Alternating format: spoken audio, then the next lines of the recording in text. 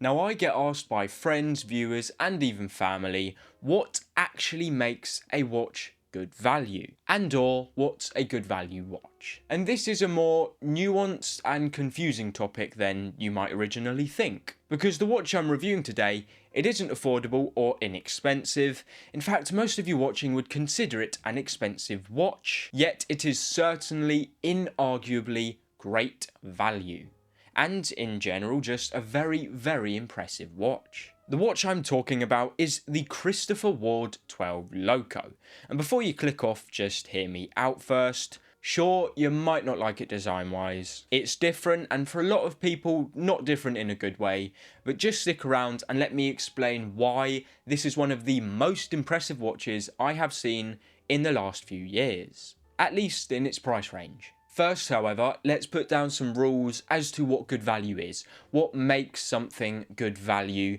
just so that you can sort of understand where I'm coming from and my viewpoints when I say things. First of all, specs. They're important, yes, but only really for a daily beater or a diver. They're less important for a statement piece or a dress piece. And why? Because you don't need 200 meters of water resistance, a sapphire crystal, a really robust movement, this, that and the other, if you're going to be going to a nice high-end event or to a wedding or whatever. You don't need a military grade watch for that, right? Second is design, which I must say is subjective. Yes, you can say there are certain ways it can be objective because some watch designs are more popular than others for reasons, as more people like that design and find it attractive, but every single watch design has its lovers and its haters, so that's not so much a big thing when it comes to value. Third is movement complexion, the complications in it, all that sort of thing. I mean, high-end haute horology will command a premium, I think that's fair enough. You know, you've got hand-done chamfers and polishing, handmade things. It's gonna take time and money because you have to have a skilled expert in that field doing it by hand, rather than just a massive machine that pumps out 1,000 of them daily. And of course, because complications are just a lot to manufacture, think of something like a tourbillon, it's not going to be cheap. Fourth is brand name and prestige and wearability and attainability. Yeah, I get it, I don't like it either, but being realistic here, a luxury name, something like Rolex, it does mean the price should and will be higher because it's going to keep its value more, and generally when you're wearing a watch to a business meeting, if it's something like a Rolex, someone will see that, point it out and know that you mean business. So they command respect, and on top of that you've got to think, I mean, it's just supply and demand, right? If something is rare, is hard to attain, you can't get it easily, it's going to be worth more, even if it's the same quality as something else exactly the same worth less, just because there's less of them around and more people want it. Think of something like the Daytona. 14k retail, like 20k to 30k on the grey market, depending on the model. It's a big difference because you can't just attain that. And last, but by absolutely no means least, is in-house manufacturing.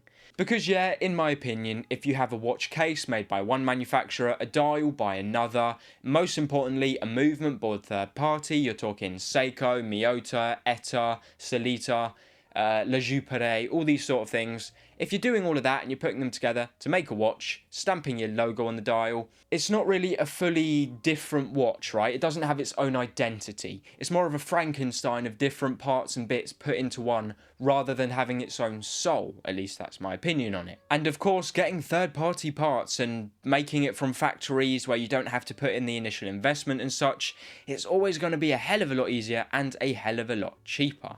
Doing something in-house, if you don't know, means that you are manufacturing everything yourself.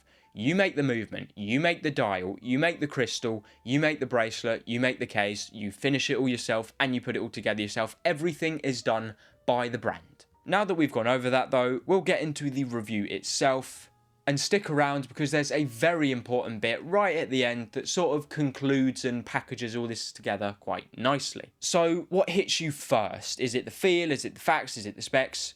Well, I've got to be honest, even though it's a watch, you don't really read the time at first. You sort of just watch the balance, because this has a free-sprung balance wheel on the dial, and it beating away under a long bridge, which is hand finished by the way, is just hypnotic. The case and bracelet come from a very recognised watch, the Christopher Ward C12. It's very nicely finished, it's very nicely made, it's got lovely angles and everything, all in all just a great case. And on wrist, it is surprisingly composed.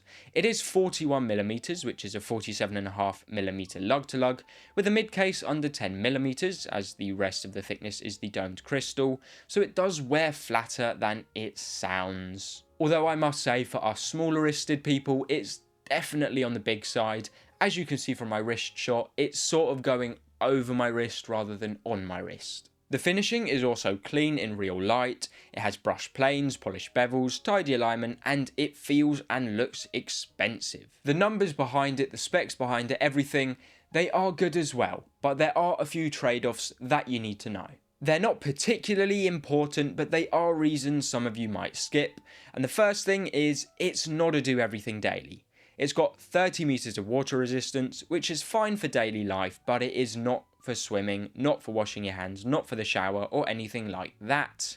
It is also manual wound, which I actually personally prefer, although I know a lot of people like automatic because you don't have to wind it. I just find winding my watch in the morning or whatever sort of builds a relationship with it, similar to working on an older car. And don't worry, even if that's an issue for you, it's not that big of a deal, because this watch comes with 144 hours of power reserve, so if you fully wind it, you only have to wind it again 6 days later. It is also a no seconds, no date watch, just pure time and mechanical theatre, so if that's not for you, then it's not for you. And I know, the look is bold. If you want a more low-key watch, a more daily, a more versatile piece, this is absolutely not for you. This is a statement piece or a conversational piece. The finishing is also excellent for the bracket, but it is just industrial clean rather than hand finish Geneva school sort of stuff. The integrated look also limits its strap vibes. I mean, the rubber and the bracelet options are great, but it's not a strap monster where you can just switch out with whatever you have and test different things. And very important for a lot of you here, it is a watch. I understand that at the end of the day, a lot of people still use watches to tell the time, which I know is a ridiculous thing to say, but I very rarely even check the time on my wrist. I normally check it on my phone, it's just subconscious, but it's not very legible. Its entire hour and minute hands, they're on a sub-dial kind of, which is actually on a sapphire crystal translucent. It's really cool, and it has very good lume, but it's probably got the actual timekeeping dial of about a 25mm watch at the 12 o'clock mark, so do with that what you will. If you want a legible watch, it is not for you. However, going back to the rules I set before, there is a reason that this is a £4,000 or $5,000 watch. And this is where your money goes, right? It is the in-house caliber CW-003. It is hand wound, it has twin barrels, 144 hour or 6-day power reserve. Of course, the main thing here is that it has a free-sprung balance wheel, mounted dial side, running at 4 Hz and regulated so tightly it could almost be chronometer grade.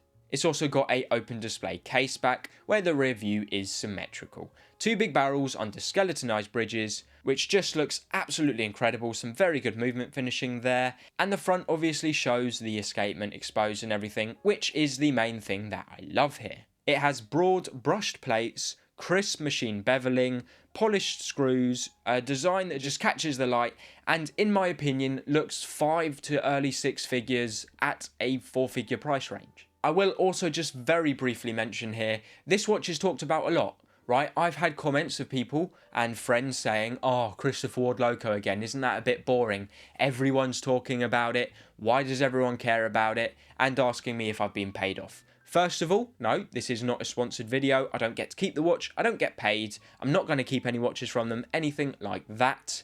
And on top of that, the reason it's so talked about is because it is one of the most impressive watches of the decade. What it does in the money is just insane, but we'll get into that more a little bit later. So what's the wearability and the use case? Like, who is it actually for? Well, it comes on a very comfortable FKM rubber strap or an integrated steel bracelet, both of which feel solid, but I'd say the rubber keeps it more modern and the bracelet dresses it up, although both still look very good. The weight and the balances are good. It doesn't feel top heavy despite the massive crystal, and you can wear it at meetups or in the office or at an event, Because it's a statement piece, right? It's a conversation piece. If someone in the office sees you wearing this, they'll ask you about it. It's a conversation starter. So spec-wise, 30 meters of water resistance is fine for the type of piece it is. The finishing, incredible. Sapphire crystal, which is to be expected. 316L stainless steel, great lume, just everything you'd want for a piece like this. It's not a daily beater or a diver, absolutely, that's for sure. It's not going to survive a beach or survive a military grade training session or whatever. But it doesn't need to, that's not the market it's going for. Then there's the design, which, you know, it's very Marmite. You either love it and think it's awesome and looks like a 5 or 6 figure high-end horology piece, or you think it's ugly toot. Personally, I think it's attractive, although it is definitely too big, so I wouldn't get one for myself. Just wears too large on my wrist, and they won't ever be able to downsize it, because the size of the case that this movement is in is just already incredibly complicated to do. Then, the big thing, movement complications, and being in-house. Well, this ticks both of those things. It's got an incredible, fully in-house movement, designed in England and manufactured in Switzerland, and the complication it sports is both very rare and awesome. Personally, I think it's just lovely to see the heartbeat and what's powering the watch doing its thing while looking at the time. Looking on your wrist and just seeing everything work together, the balance wheel, the pallet fork, the escapement wheel, seeing all three of those things work together to tell the time is just lovely to see on the dial when you're looking at your wrist without you having to take it off. I love it. And last, when it comes to the rules, is prestige and rarity. And this is in the middle, as it's not too hard to attain since they are still available on the website, but they do retain their value pretty well. And on top of that, Christopher Ward as a brand, it's no longer a microbrand.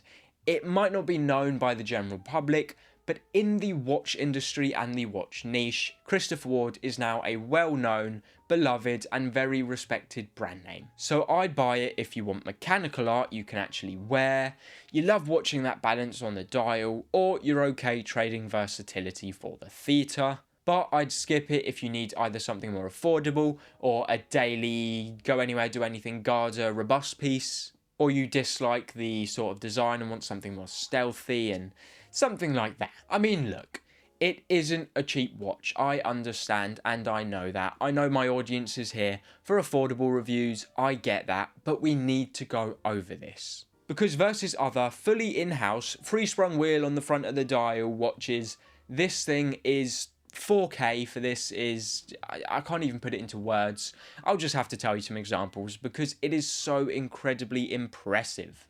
I mean, Arnold & Son Nebula, 16-17K. Girard Perregaux Freebridge, 10K. Armin Strom Gravity Equalforce, 27K. The MB&F Legacy Machine 101, 40 to 100K. The Garrick S1 or S3, 27K. I mean, the finishing is good, the design is good in my opinion, it's fully in-house, the complication's awesome, it suits larger wrists and medium wrists just perfectly, and in my opinion, it's just one of the coolest watches from any microbrand out there. Not independents, independents are a whole nother tier, but microbrand wise, Christopher Ward, I know they've just moved out of it, but they've been there for the longest, there's nothing like this. As a daily, is it something you could wear here, there and everywhere? No. As a statement piece, as a showpiece, as just a really cool piece to have and own, it's absolutely incredible. I mean, comparing it to other brands that are similar, let's say in specific the MB&F Legacy Machine 101, it also has an in-house movement. It also has a dial side free-sprung balance wheel. It also has comparable accuracy and reliability. It also has comparable finishing. And in my opinion, just as nice a design, all of this for 10 times less. So there you go, that's why in my opinion, this is one of, if not the most impressive watch we have seen in its price range in the last blimmin' decade. But I'd love to know, would you trade the versatility and the robustness for the more mechanical theatrics, or would you rather just have a normal piece in this price range like let's say a Tudor Black Bay? Anyways, never forget, time keeps ticking, so use the time you have wisely.